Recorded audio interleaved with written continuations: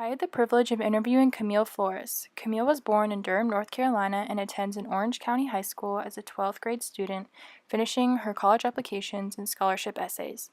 She hopes to one day enter a health profession as she excels in and enjoys math and science subjects.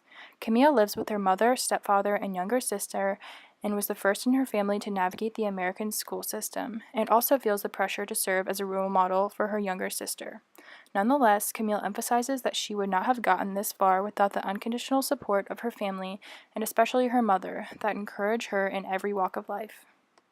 Going into this interview, I expected Camille to have faced all the same struggles and have the same perspectives as the case studies discussed in readings and in the classroom, and perhaps been a low achieving student based on these barriers.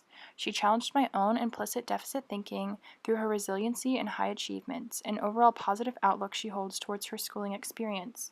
Camille is proof that no one student or Mexican American individual can be summed up in a research article or any chapter of a book, and opened my eyes to the value of a counter narrative as a chance for her experience to be valued and individualized, not having to fit into a certain stereotype or a box that Mexican Americans so often have to check.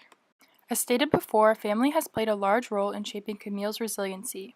Her mother has always enforced speaking Spanish in the home and English at school, creating two separate spaces for her language.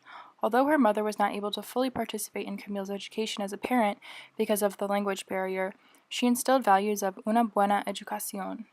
Villegas argues that the majority often blame minority parents as the problem in rearing children through deficit thinking.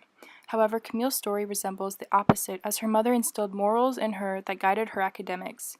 She always says something along the lines of, I already ingrained things that you're supposed to do in you, and at this point you should know what's right and what's wrong, and it's up to you to do it.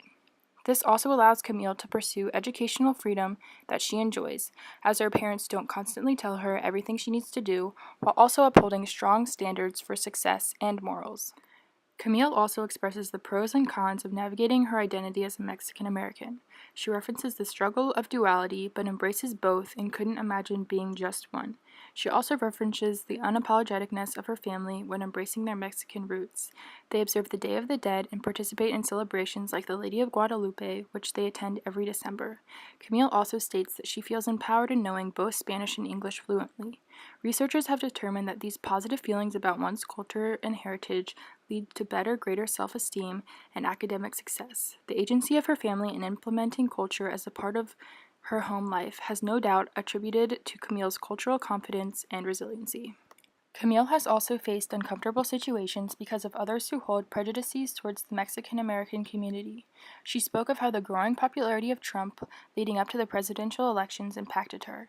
People who she thought were her friends openly threatened to go to her home with Trump flags and also called her derogatory names and made threats towards her. Maria references this growing hostility towards Mexican American families that have only escalated with increased minority populations and the election of racially insensitive leaders.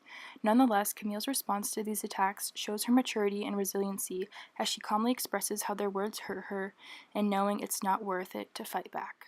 Therefore, I argue that Camille practices conformative resistance in education, defined by Camerota as achieving highly within education to counter society's inequities without physically challenging the systematic oppression. Although she loves her school, she also acknowledges some setbacks, including the lack of representation of Latinx history in the curriculum and lack of diversity in her classes. She noted her honors history class only included one bullet point on the 1960s Chicana movement and wishes curriculum would acknowledge Mexican American history as they have increasingly done with African American history.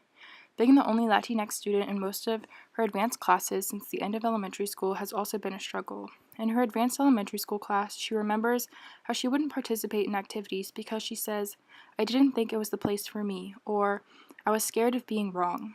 Therefore, a clear division existed in her schools from a young age that continued into her AP classes in high school, where there was only one other Latinx student. Despite these barriers and divisions, she still finds her way and has made solid group of friends. However, she acknowledges how hard it would be if she wasn't as outgoing, because she would most likely feel isolated because of her ethnic differences. It was hard to disregard how Camille's eyes lit up when she talked about her involvement with NC Sly, telling me that I had to include it in my project. Valencia references the misinformation and lack of resources provided to minority families regarding the college application process. Camille says that NC SLY has been instrumental in helping her fill out financial aid and residency status documents that put extreme barriers up for Mexican Americans and their families. Having a program like NC SLY has made sure she is not held back by the technical barriers and allowed her confidence, kindness, and academic success and resiliency to shine through in her college applications that will hopefully help her pave the way in higher education and achieve her goals in life.